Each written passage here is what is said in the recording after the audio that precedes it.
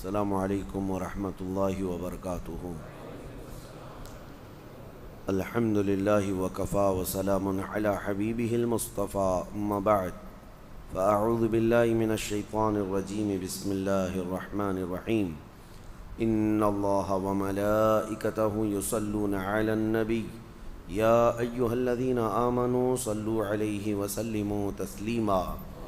اللہم صل علی سیدنا محمد معدن الجود والکرم وآلہ واصحابہ الکرام وابنہ الکریم وبارک وسلم صلاة دائمة سرمدا ابدا۔ سیرت مصطفیٰ صلی اللہ تعالیٰ علیہ وسلم میں نبوت کا دوسرا سال تھا، یعنی نبی کریم صلی اللہ علیہ وسلم کے اعلان نبوت کے بعد یہ دوسرا سال تھا۔ جیسے کہ کل کی سیرت کے درس میں بیان میں نے عرض کیا تھا کہ مکہ والوں کی شدت بڑھ گئی تھی، وہ آپے سے باہر ہو چکے تھے اور جہاں غریب صحابہ کو پاتے تھے مارتے تھے۔ تکلیفیں اتنی بڑھ گئی تھیں کہ نبی پاک صلی اللہ تعالیٰ علیہ وسلم کو بھی اذیت دینا شروع کیا،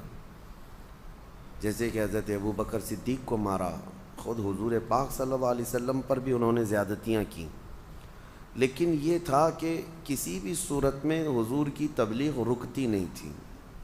انہوں نے ہر ہتھ کنڈا اپنایا، لیکن نبی پاک صلی اللہ تعالیٰ علیہ وسلم خاموش نہیں رہتے، پھر تبلیغ جاری ہی رہتی،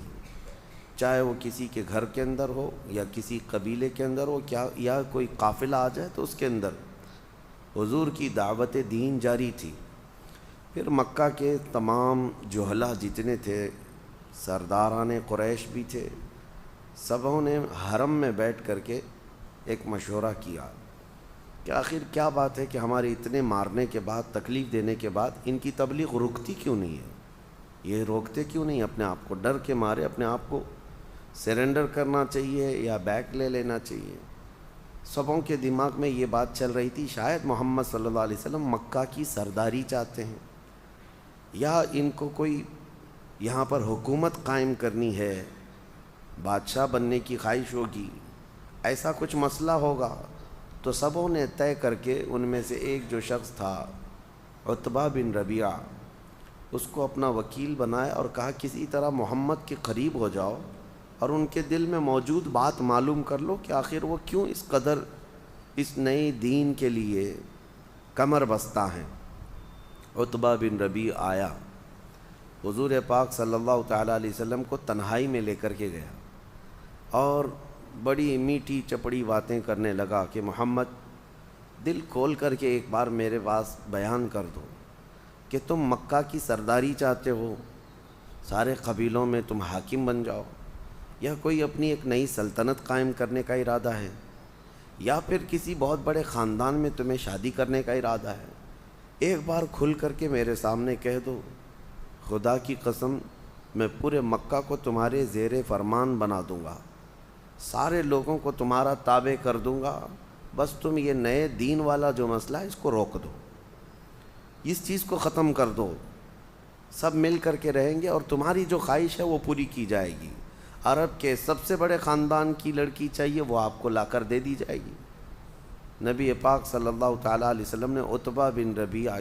کے جواب میں قرآن کی آیتیں پڑھنا شروع فرمایا۔ جب قرآن اتر رہا تھا، جب نبی پاک صلی اللہ علیہ وسلم کی زبان سے قرآن کی آیتیں نکلنے لگیں،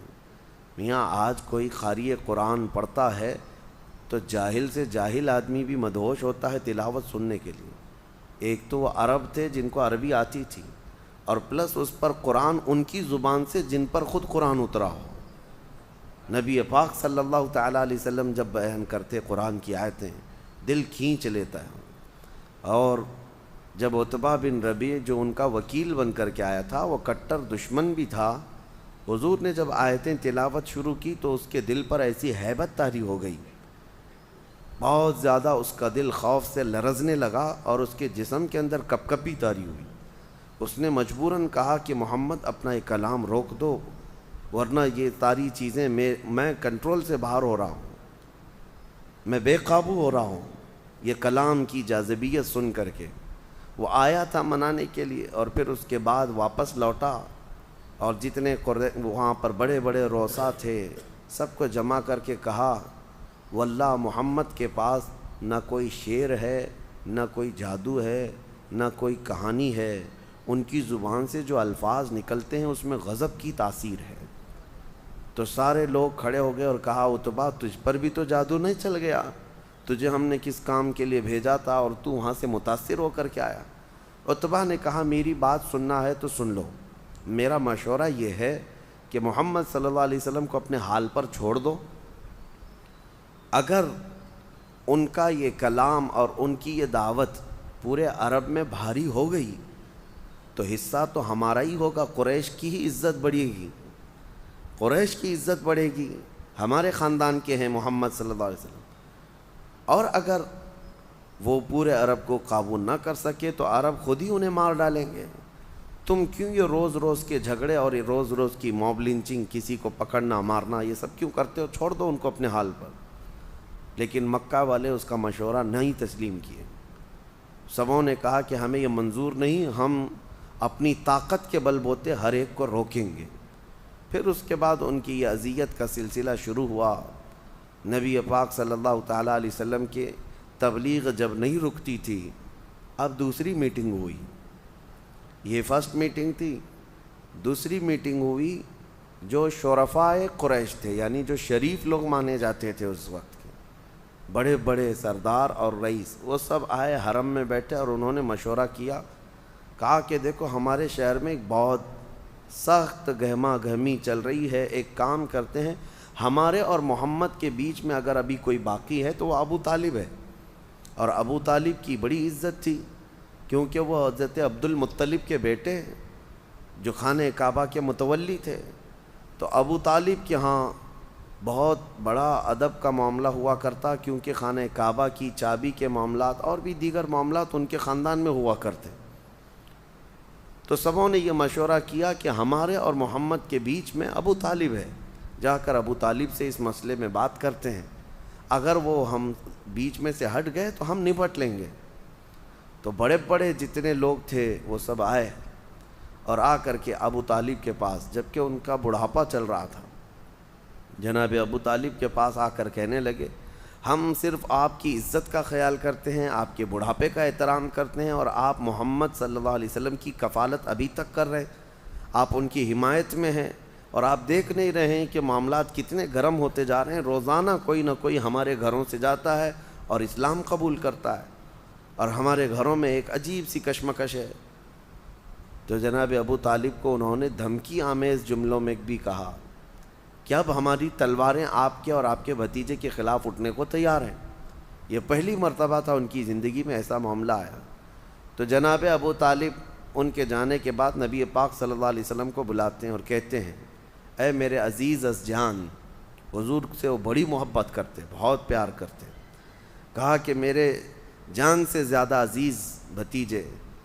آج تک قریش کا بچہ بچہ میرا احترام کیا کرتا،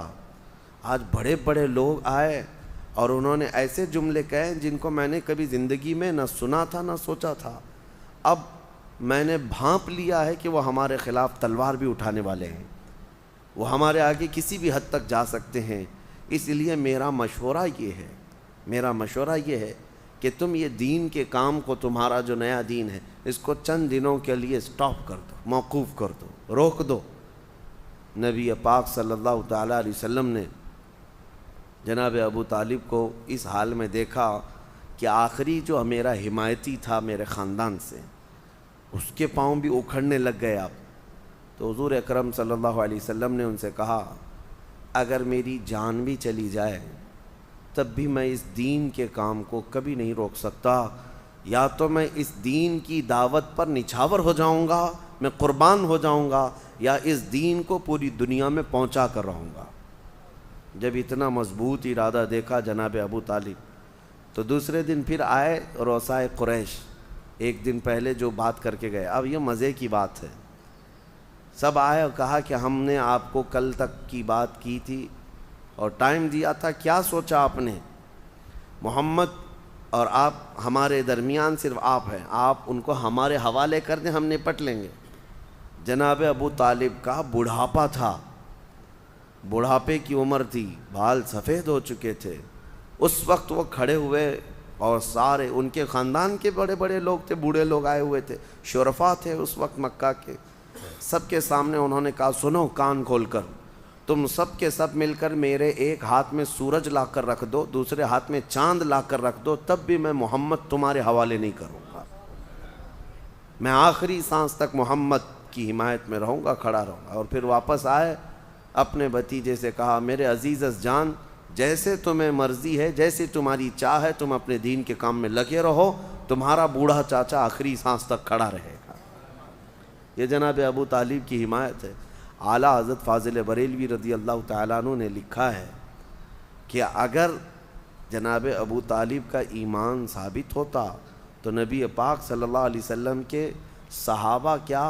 حضور کے خاندان کے چچاؤں میں بھی سب سے افضل مقام جناب ابو طالب کا ہوتا۔ حضرت عباس ایک جگہ، حضرت امیر حمزہ ایک جگہ، لیکن جناب ابو طالب کا جو مقام ہوتا وہ اعلیٰ حضرت نے لکھا ہے کہ وہ بہت اعلیٰ مقام ہوتا، کیونکہ پل پل میرے آقا صلی اللہ علیہ وسلم کی کفالت میں زندگی گزاری۔ 8 سال کی عمر تھی حضور کی اس وقت سے لے کر حضور کی عمر 50 سال کی ہو گئی،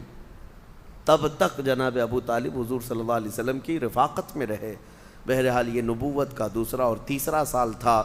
اور اس کے بعد پھر تبلیغ اسلام جب بڑھتی گئی تو اب جو مدینے والے ایمان لائے یا باہر کے قبیلے جو ایمان لائے وہ کس طرح سے حضور کی دعوت پر ایمان لائے، اگلے سلسلے میں انشاءاللہ عرض کریں گے۔ اللہ کریم حضور پاک صلی اللہ علیہ وسلم کی سیرت طیبہ کی جھلکیاں اور روشنیاں ہماری زندگیوں میں عطا فرمائے۔ وآخر دعوانا ان الحمد للہ رب العالمین۔ السلام علیکم۔